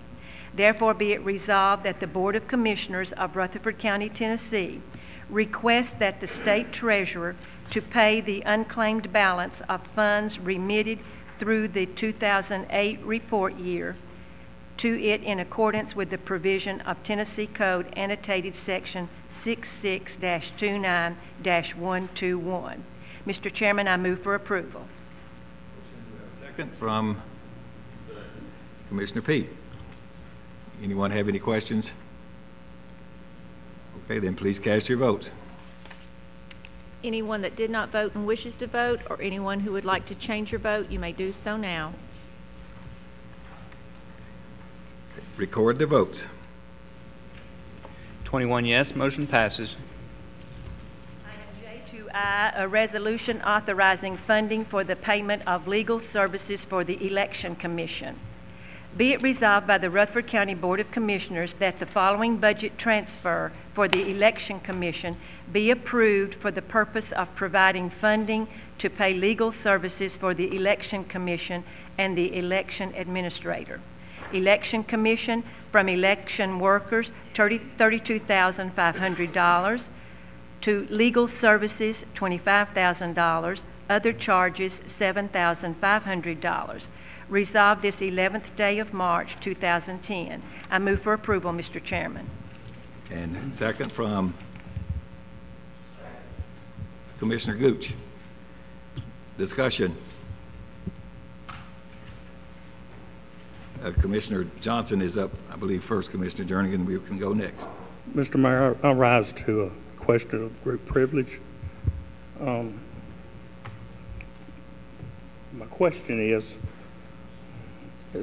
I may have misunderstood, but my understanding of this whole deal is that we are in a lawsuit, or we possibly will be in a lawsuit, depending on what we do tonight.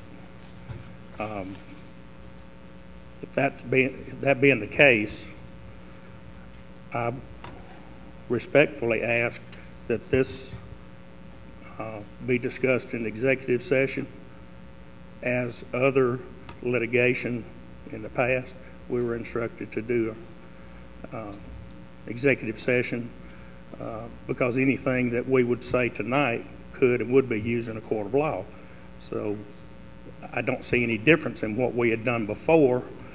I don't really like executive session, but the laws being what they are, I think mandates that on this issue. Okay, let me see how we're supposed to handle that request, Mr. Johnson. And the reason being, if we don't settle this tonight, then we're probably going into a lawsuit because it won't be dropped. The purpose of this is to drop a lawsuit. The lawsuit will continue, and we may be brought into another one as well, is what you're suggesting, and that's correct. That has some validity. And if need be, I put that in the form of a motion. Well, give me just a moment.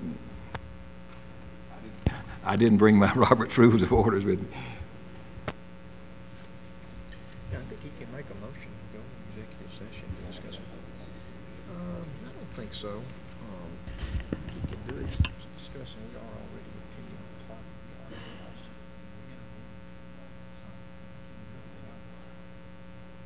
Okay.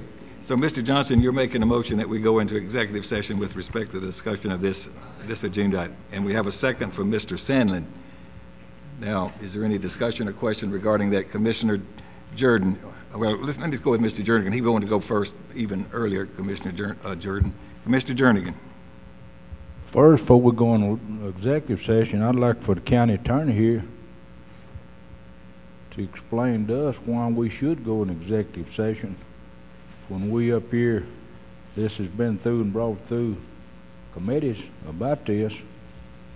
And the question to me is, should we be paying it or not? And that's the question we'll be asking the county attorney. I don't see why we would be going behind closed doors. I imagine everybody in the county won't know why we'd be paying.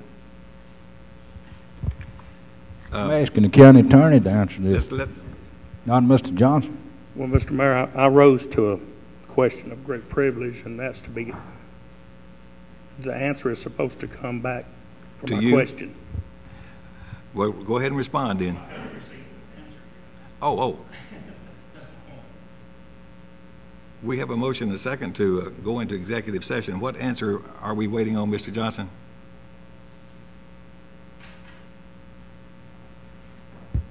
Well, I originally asked if we, well, I made a statement, and I wanted to know if that statement was true.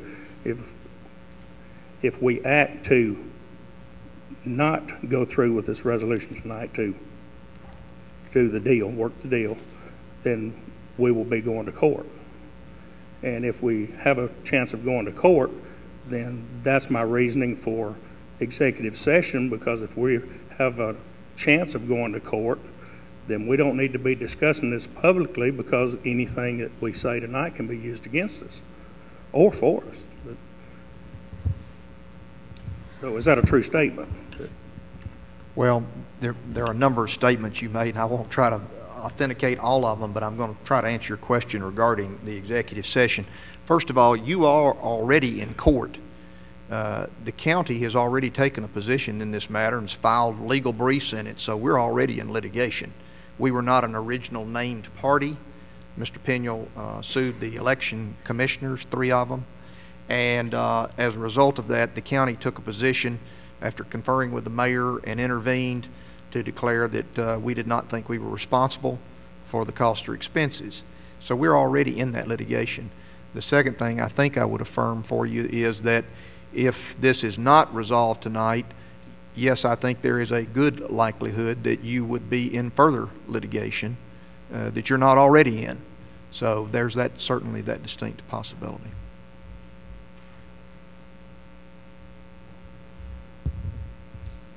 So based on that, on what I just understood our county attorney to say, I would have to respectfully demand that we go into executive session, because we do have a chance of turning this down tonight. Not that we will, but we may, and then we're still in court and we've opened up the whole book to the public.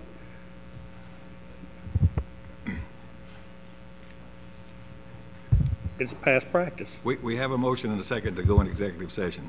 That's on the floor. Now, during the executive session, we will remind you that there will be no deliberation. We will not take action on this. We'll have to come out of executive session before you can make any decision. Commissioner Jordan and then Commissioner Hall, I believe. Well, that's what I was going to say. We cannot deliberate in executive session. And That's we've correct. got to make a decision. So if somebody needs some more information, then I guess we could clear the room and let the county attorney explain something to us, but we cannot deliberate at all in executive session. In my opinion, we're getting a little too free with executive session. I mean, we haven't even had a chance to discuss this at all. I didn't think we were named in a lawsuit. I didn't know if we could go in executive, because we're not actually named in that lawsuit, are we? We were not sued originally, the county wasn't, but we did intervene and on behalf of the county and file opposition on behalf of the county to having to pay either any liability claims or to pay any legal fees. So we are before the federal district court, and we've likewise made a filing on behalf of the county with the Tennessee Supreme Court opposing the county having to pay any fees and expenses. So we are in the lawsuit. Well, just to reiterate what I said, we can't deliberate in executive session, so we can go in executive session and do whatever, listen, I guess, but then we've got to come out and do all our arguing right here in front of everybody, because we can't go in and decide what we're going to do. Commissioner Hall. I'm going to echo what he said as well. I think that's the issue before us, and just reading the budget minutes and what I watched there on TV, I think we had 2 opinions that gave us both ways as far as they were state employees or county employees, and we're either going to have to decide if we want to pay this amount and let it go away, or let the state decide for us, flip of a coin, if they're state or county employees. And I don't see how executive session, attorney, I think, is through Mayor Burgess has gave us an opinion of what our stance is, that they're state employees, and executive session, I think that's probably what we would hear the same thing. So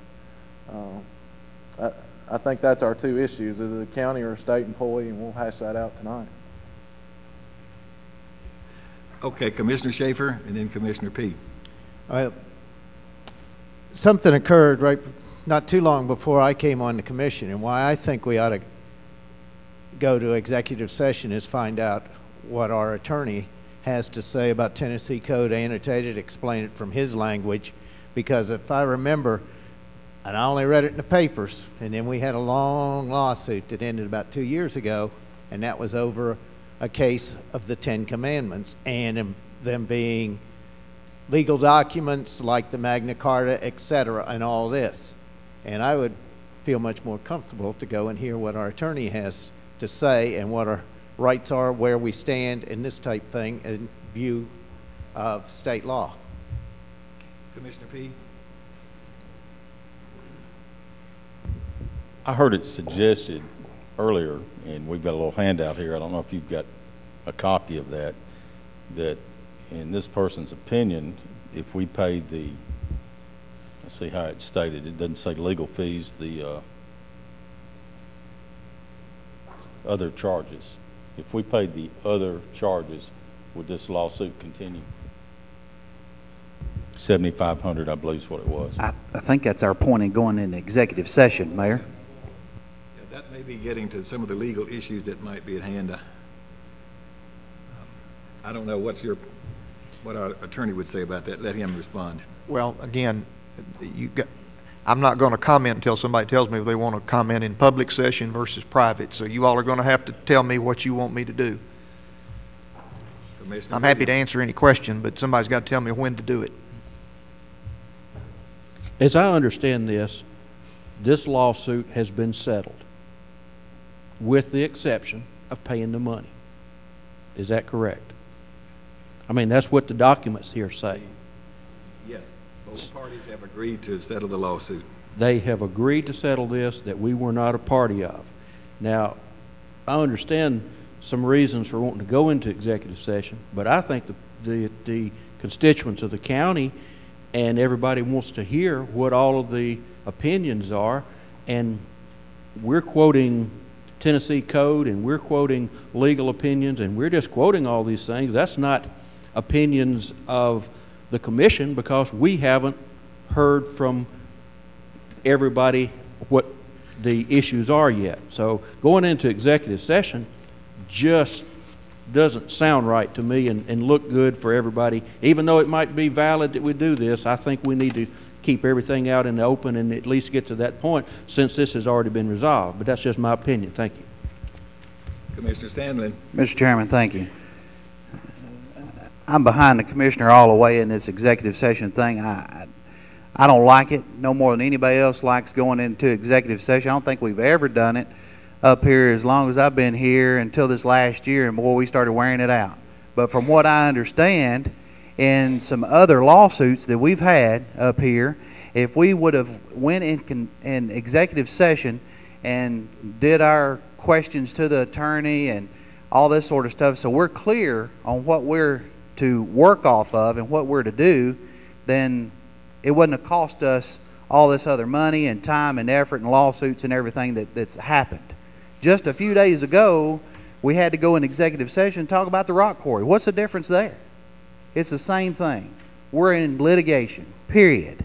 So to me, if we're going to discuss anything openly, we're going to have to discuss it openly after we get out of executive session, make a motion, and approve or deny whatever we make the motion for, period. That is true. We are going to have to do that. But to get information from our attorney and where we stand before we mess up and spend more money in a lawsuit that we shouldn't be involved in, which I don't even know if we should be involved here, that's what we're getting ready to find out from our attorney. Give them the opportunity to explain it to us and do it the right way, or the way we're supposed to do it from now on, the way we've said we've got to go in executive session and do it. I don't like it no more than anybody else does, but it seems like if we're going to do one, we've got to do them all. Thank you. Commissioner Rogers and then Commissioner McAdoo. Thank you, Mayor. Jim, my impression of it is that all the facts are probably cast by now, so any discussion that we have would probably not impact the outcome of this litigation. So initially, I say I don't have any problem debating this issue in front of everyone. But I have learned that it's really important to listen to your attorney. So do you believe that there's anything that we could discuss or would discuss tonight that would have an impact on the ultimate outcome of the litigation? In short, do you believe that we should go into executive session or not? The litigation is certainly far from over. And when I say litigation, understand that this thing is far bigger than Rutherford County. We're just one entity that's involved. There are a number of election commissioners across the state who have been sued by their election administrators over similar circumstances. So what we do tonight is not going to resolve that litigation. My best opinion is that litigation is going to go on for some extended period of time. And the question is going, I guess, to come up here tonight, whether we go ahead and bow out of that process at this point as to Rutherford County and let these others go forward for an ultimate determination of liability issues about whether the election commissioners could terminate these other election administrators and whether it was appropriate and proper and so forth. So the litigation is still pending and will go on, and there's not going to be anything we discuss tonight that's going to probably have any impact on whether the judge in this case or jury, as the case may be, on these other counties is going to resolve that or not. Now, I don't have an opinion about whether you ought to be in executive session or not. I do have opinions frequently when I know there are extremely sensitive fact issues that could affect the outcome of the county's case that we go in executive session. I have not been asked prior to tonight whether we should or shouldn't. It's strictly a call on your part. I agree completely with what Commissioner Jordan said, that we absolutely cannot and will not deliberate toward a decision. I will be delighted to answer any questions, either publicly in this body now or in executive session. So, Commissioner, I'm dodging the bullet, but I'm saying I don't have a strong feeling about whether you go in or not. If I did, I'd tell you. I can honestly say I see both sides of it, and the pans are just going up and down like this. I can see one side saying, oh yeah, we need to, and the other side saying no, and I could make a good argument for either position. Commissioner McAdoo. Well, I don't know what I would gain prior to the Budget and Finance Committee. It was discussed in length during that committee process. Should the committee went into some type of session, because it was discussed, and I guess what I'm asking, why do always this Board of Commissioners have to go in executive session when it's discussed publicly with questions from the audience in the committee meeting? That's what I'm baffled on right now, because it was definitely discussed in the Budget and Finance Committee. Okay, is there any other discussion? We do have a motion on the floor to go into executive session, properly seconded. Commissioner, I was going to see if anybody else wishes to speak that hadn't spoken. I don't see any. Commissioner Daniel wishes to speak. Mr. Johnson, if you would, please. Well, I just try to operate on the premise that knowledge beats ignorance. And from what I saw in the reviewing the video of the tape or of the meeting of the Finance Committee, there were certain points that were not raised. And as a result, I think to have a true full picture, we ought to have an executive session. That's my opinion. Thank you. Now, Commissioner Johnson. Thank you, Mr. Mayor. I keep hearing probably and maybe and might. Those words bother me, because that's what gets us in trouble. The sure thing doesn't get you in trouble, and they're very rare. But if we go into executive session, information can be brought out that needs to be brought out that could possibly harm us in a lawsuit. That is my point. Ladies and gentlemen, I don't care if you're a Republican or Democrat or what you are. As long as I'm up here, I'm not going to pick and choose because of party lines. I'm up here to do what's right. And I feel like going into executive session is right. We've had it beaten into our heads about why you should go into executive session, and this is a prime example of why we should. We've done it in the past, and we should do it tonight. And you shouldn't worry about what a Democrat or Republican or whoever else, you shouldn't worry about what they think. It's doing the right thing. That's what you should be up here to worry about. And that's why I'm here. And that's why I'm asking you to consider going into executive session so that we'll just squelch the problem as far as new information coming out that can hurt us. Now, what is so wrong with that? We're up here to do a job. We're getting paid the same money if it's 5 minutes or 10 hours. Let's do our job, please. Any other person wish to speak regarding this? Commissioner Sparks? Real quick, you know, it's said that there's wisdom in the multitude of counselors, and we have a counselor here, and I just think it's prudent to listen to him. It's not costing the taxpayers anything. It's not costing us anything except a few more minutes. And Commissioner Schaefer made a good point. You know, those 10 commandments would be on the wall right now probably if the previous commission, going back years ago, probably would have went into executive session. So I don't have any problem with it. And I think it's, you know, we've got to manage these tax dollars. I don't like to spend good money after bad, and that's what looks like what's going to end up happening. So I say let's listen to our counselor here and vote for this. Commissioner Sandlin? One more statement. I'm the commissioner on budget that made a motion for us to send it on to full commission without a recommendation, and I hate when a committee does that. It didn't seem like that they'd done their job, but we didn't have our attorney Jim Cope with us that night at budget. We had quite a few questions to ask, and had to give us the opportunity to ask those questions at that point too. So I'd appreciate it if we would go in executive session and get this moving along. Okay, is there anyone else that wishes to speak before we vote on this? I don't see anyone else wishing to speak. Please cast your votes. Anyone that did not vote and wishes to vote, or anyone who would like to change your vote, you may do so now. Record the votes. 13 yes, 8 no, motion passes. So we will be going into executive session. We will clear the room of everyone that's not a commissioner or the attorney or me.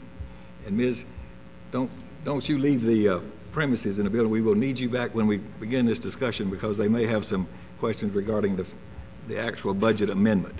If you would, please.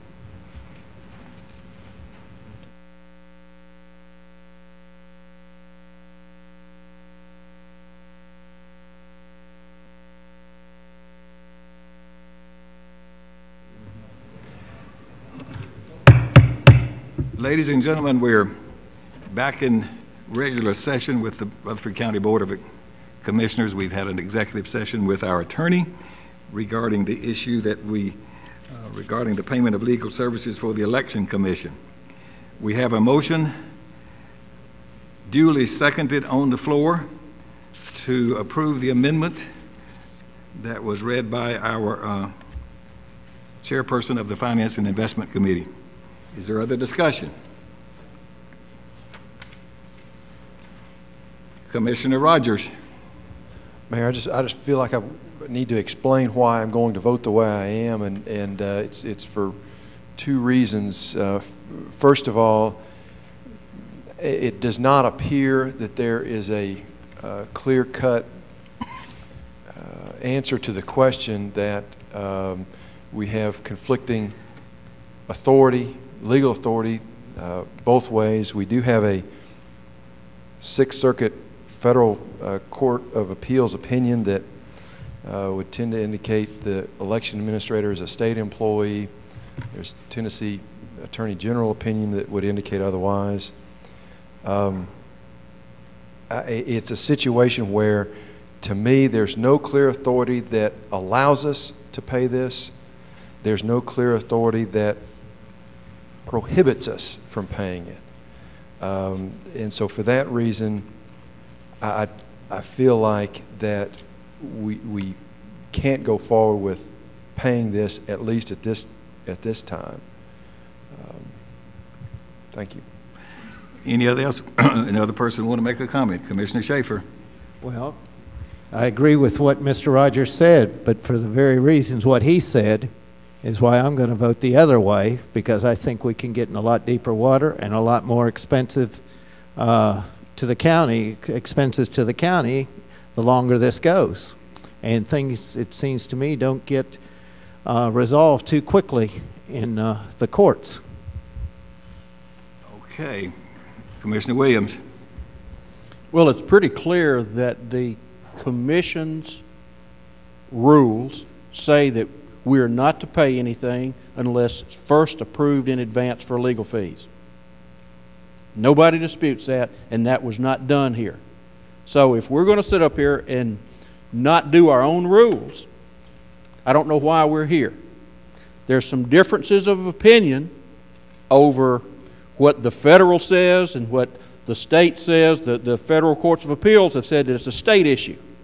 But clearly, the election commission had the time, could have come to us and explained this, and they elected not to do that. So it's easier to get permission, easier to get forgiveness than it is permission, and I just don't think that we ought to set a standard, even though it might cost some money in this. Sometimes a principle is much stronger to stand for than the mere money that we're going to sit here and vote on. You know, Republican or Democrat, you know, I've always been an independent, so I hate both of the parties, and I love both the parties depending on what's going on in the time. But if we were going to consider paying anything, we certainly should not pay any more than $7,500. But I'm not making a motion on that. But clearly this other, they have just said we're going to do what we want to do. And that's just not right on principle. Okay, anyone else wish to speak? Commissioner Farley, Mr. Daniels. Mr. Cope, I got a question for you. Then just like Commissioner Rogers has spoke of, we got conflicting state, federal, you know, issues. And that's going to be left up to a court to decide basically at some point. What is the potential liability if this thing keeps on keeping on that the county may be under? I think the potential biggest exposure will be the legal cost. And you've got to realize you've got an attorney for Mr. Peniel who will continue to incur legal fees. If ultimately Mr. Peniel's successful with his lawsuit, then his attorney under the federal statutes would be entitled to have his fees paid by the losing parties. So you've potentially got his fees. You've got potentially the fees, as I've discussed with you, of the election commissioners. And you've got my fees that are ongoing with the position I've taken for the county that we don't owe these monies. So you've got 3 lawyers, and anytime you got 3 lawyers on the meter, you're going to run some money, and it could be expensive. If it goes all the way through trial, it would certainly be more than 6 figures, meaning all the lawyers involved would be well more than $100,000. But for me to price tag it and say how much it would be, I could not say. As to the liability issue, Mr. Peniel still holds his position. He's not been terminated. So unlike some of these other election commissions where the individual has already lost the job, the liability would appear to be not as great since Mr. Peniel is not out any money at this point. He's been continued to be employed by the election commission. So roughly our minimum possible incurred cost may be at least $70,000 minimum. You're saying 6 figures. Yeah, if it goes on, you know what it is right now. You have a good idea what it is. But yes, it could run considerably north of 6 figures if it goes on. Again, depending on who wins or loses this lawsuit. I mean, you tell me who wins and loses, and I'll tell you who's going to get paid. Hey, that's a $64,000 question here tonight. Right. Commissioner Daniels. Yes. I have a real problem accepting the argument that was made by my learned commissioner a few minutes ago that we have to follow local rules over the general law when our own council here has told us that the general law trumps local law, private acts. And therefore, I think that argument is specious and should not be given much attention. At the same time, the thing I'm more worried about than any of this is what's it going to do if we leave the election commission and Mr. Peniel sitting over there throughout an extended lawsuit without, you know, any relief, because we've got big elections coming up and we need a harmonious situation. I think that harmonious situation could be achieved if we approve the settlement. If we don't, unfortunately, I feel there may be hell to pay. Thank you. Commissioner Sandlin. Thank you, Mr. Chairman. I think this is another state unfunded mandate. I think the state does not want to take care of this situation. Therefore, we're having to go to the highest authorities of courts to finally get it figured out, and from what our county attorney says, maybe another 18 months. I agree with some other commissioners here that said, Mr. Daniels here, that we need some unity over there. We need some workability over there, and folks knowing what's happened, what's not happened, and a line drawn in the sand. We've got some major elections coming up this year, local and state. Very big elections. From my understanding, the negotiation here of $32.5 is a small price to pay compared to, who knows, sky's the limit. You asked the question, but I think it's sky's the limit in any court case. From my understanding, the director over there, Mr. Peniel, would have to take up the rest of his comp time or whatever time he has left. And his final day will be December 31st, 2010, period. It could be earlier. If he's got time and he could give us a letter today and be gone tomorrow, I guess. I mean, as early as tomorrow. But December the 31st is definitely his retiring date. I say that we finish this, we pay the money, because we don't know what it's going to be if we continue lawsuits and stuff. Get this behind us and get it over with. And also, we're going to hear within 18 months how it all came out in these other lawsuits. But this gets us out of, I think, the boiling pot at the point in time. Thank you. Commissioner P. I plan on voting no on this, and this is why I'm voting no. It's got really nothing to do with this particular situation, what of course it does, but I don't want any agency of this county being able to go out here arbitrarily decide they want to sue somebody and hire an attorney without coming through us first. And that should have been done. You know, regardless of whether they're state laws or our local laws, you know, I've looked at the state statutes, and to me, you know, there are ways that it could be done, but it's not clear. I agree with John on that. But it's frustrating for me that we get tied up in so many lawsuits, and a lot of this is where if we allow these people to go out here and hire an attorney on their own and then expect us to pay the bill, I don't think so, folks. You know, I don't know what we're going to need to do to stop it, but you talked about drawing a line in the sand. Well, my line's right there. I'm tired of paying these frivolous lawsuits. I'm tired of even coming to us, and there are a lot of problems with that. One other thing I wanted to mention, when Commissioner Farley asked you, Jim, what's this going to cost? You mentioned your suit and that it would continue. It doesn't matter whether we settle this tonight or not. I think your suit would continue anyway. Is that not correct? No. If you settle it, we're out of it. I have no position to take. I'm finished. I thought you had told us that when you had the suit that was following this all the way through to see whether the state had to pay this or whether the county had to pay this. No, if I said that, I'm sorry, I didn't mean to say that. No, this would conclude it for all the attorneys and all the parties in Rutherford County. What I was saying is that presumably this will play out as to these other 9, 10, 11 election commissions that have these same suits, and that ultimately we will know. But we, Rutherford County, if this was resolved, would not be a party to any further proceedings. Right, and I would not be a party to any further proceedings. Thank you.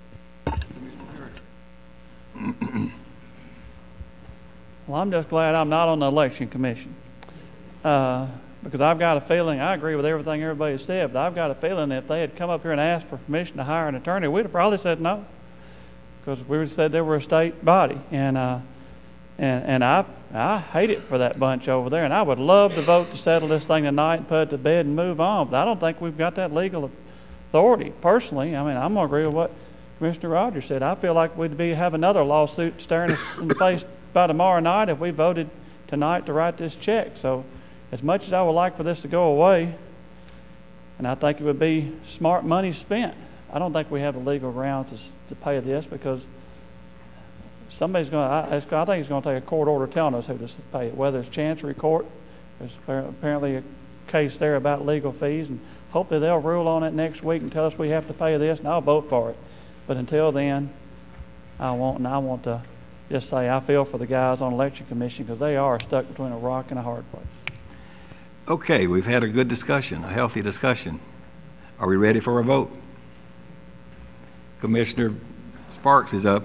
Well, just wanted to, I too kind of agree with both sides here, and I just hate to see good money spent after bad, and these lawsuits just kind of make me sick, and I'm sure it makes other people sick as well. But Mr. Cope, can you tell us who initiated this lawsuit, and just go over who initiated it and how it happened? Mr. Peniel filed a suit against the 3 election commissioners in their individual and official capacities.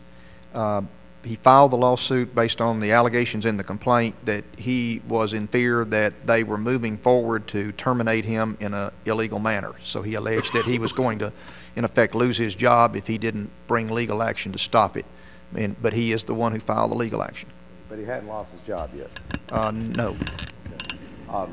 You mentioned to us earlier, can you tell us, people that's watching this, who appoints these election commissioners? The election commissioners for the county are appointed by the State Election Commission. The State Election Commission basically, though, takes their directions from the legislators who advise and recommend to them who they should appoint to serve in each county. So the state legislators ultimately make recommendations, or at least they have a right. Again, I don't know, I'm not privy to how the thing actually plays out in Nashville, but ultimately it's handled by state agencies. The county doesn't have any say-so about who serves on our local county election commission. I know there's disagreement on whether he's a county employee, a state employee. I'm leaning just towards voting against this, and I kind of see from what the information that I've gathered here tonight that it looks to me like he would be more of a state employee than a county employee. What my fear is lawsuit litigation and how this could compile down the road. But Mr. Peniel is the one that initiated this lawsuit. Let's just be clear. He's the one that initiated it. I'm going to vote no for this. Thank you. Commissioner McAdoo. You will call for the question? All right, do we have a second on calling for the question? Second. All those in favor of calling for the question, please say aye.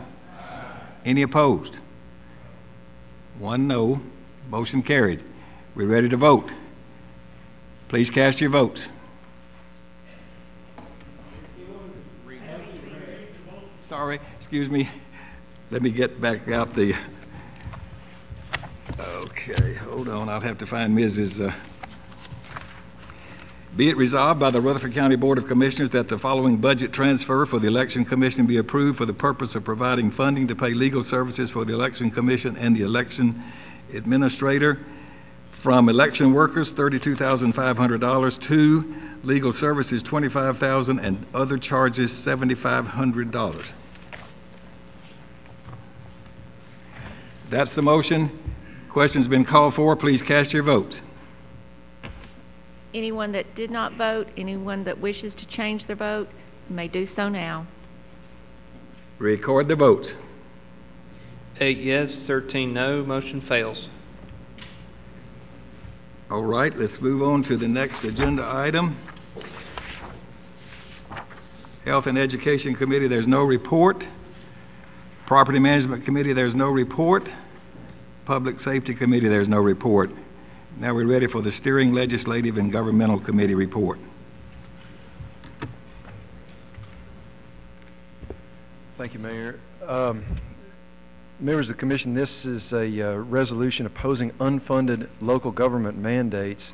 It is actually, I think the brainchild, at least the resolution we saw came from Madison County, I believe, Jackson, Tennessee. And it is just, as it's titled, a resolution that opposes any further unfunded local government mandates, which I think has already been a topic of discussion tonight. Whereas counties have been hit hard by the economic downturn and are struggling to fund their budgets in the face of drastically diminishing revenue collections, just as the state is doing. And whereas county governments in Tennessee are fundamental political subdivisions of our state and already are the primary providers of numerous essential government services, including but not limited to public K through 12 education, jails and law enforcement, road building and maintenance, election administration and voter registration, property assessment, solid waste disposal, record keeping and administration for the various state courts, and the many services provided by the offices of the county clerk, circuit court clerk, clerk and master, register of deeds, property assessor, elections administrator, trustee, sheriff, and highway superintendent. And whereas counties are required under existing laws to maintain certain levels of funding for numerous services they provide, including but not limited to education, law enforcement, libraries, highways, and roads. And whereas county governments have limited taxing powers under state law and have limited sources of revenue available to them to fund the services they provide. And whereas property values and income levels are declining and increases in property taxes will be especially difficult in the current economic environment. And whereas even before the current economic downturn, counties were struggling to find sufficient revenue sources to meet the growing demands of their citizens for services which are vital to the health, welfare, and safety of the people of this state, to provide improvements to infrastructure required by population and economic growth, and to meet constitutional responsibilities and state legislative mandates, such as those required by the state's basic education program. And whereas the Tennessee Constitution in Article 2, Section 24 provides that no law of general application shall impose increased expenditure requirements on cities or counties unless the General Assembly shall provide that the state share in the cost. And whereas in dealing with the state's budget crisis, it must be remembered that county governments are facing the same budget crisis coupled with an inability to secure alternate sources of revenue. And whereas in balancing the state's budget, the General Assembly should not cut state funding to programs and pass the cost of funding those programs to counties. Now therefore be it resolved by the Rutherford County Board of Commissioners that the Tennessee General Assembly is strongly urged to pass no new laws imposing increased expenditure requirements on counties unless the General Assembly provides additional funding to cover the increased expenditures. And two, the Tennessee General Assembly is strongly urged either to eliminate programs or continue to fund them at the state level, rather than passing these responsibilities to county governments. And three, the Tennessee General Assembly is strongly urged to pass no laws that would increase above current levels any maintenance of local funding requirements, the maintenance of effort, including but not limited to education funding. And be it further resolved that the county clerk shall mail certified copies of this resolution to the governor, the Speaker of the House, and the Lieutenant Governor, and the members of the Tennessee General Assembly representing the people of Rutherford County. Resolved this 11th day of March 2010. Mr. Chairman, I so move. Second, Commissioner Sandlin. Any discussion or questions? Commissioner Schaefer? Just a quick question. If this resolution includes the bills that's in the House and Senate concerning local education agencies being given the right to raise their own property taxes?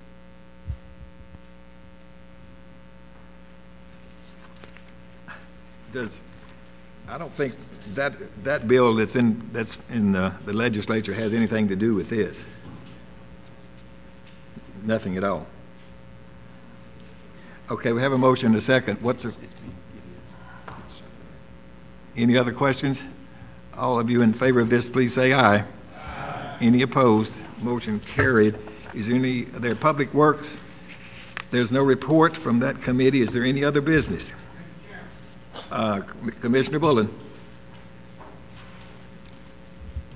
Our illustrious Commissioner Jeff Jordan has, after a brilliant career, retired from radio, and I think it's appropriate for this commission to give him a rousing round of applause for a job well done through the years.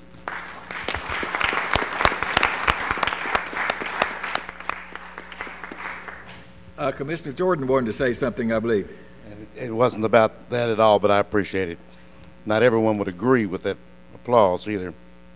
I just wanted to congratulate the Riverdale girls today on their of course, the finest high school in the 13th district, and they won today in double overtime, 64-63 over Mount Juliet. I beg your pardon? He's incorrect. It was 64-63 in double overtime, despite the fact that it was a double overtime and a 1-point win. Let me assure you, the issue was never in doubt. Can we get a legal opinion from Mr. Cope on what the actual score was? Please, please. Also, Riverdale will play tomorrow. They'll play Memphis Overton at 4 o'clock. Commissioner Rogers is exhausted from reading this long resolution, which he did brilliantly. I'm sure you'll agree, so I'm doing this for him.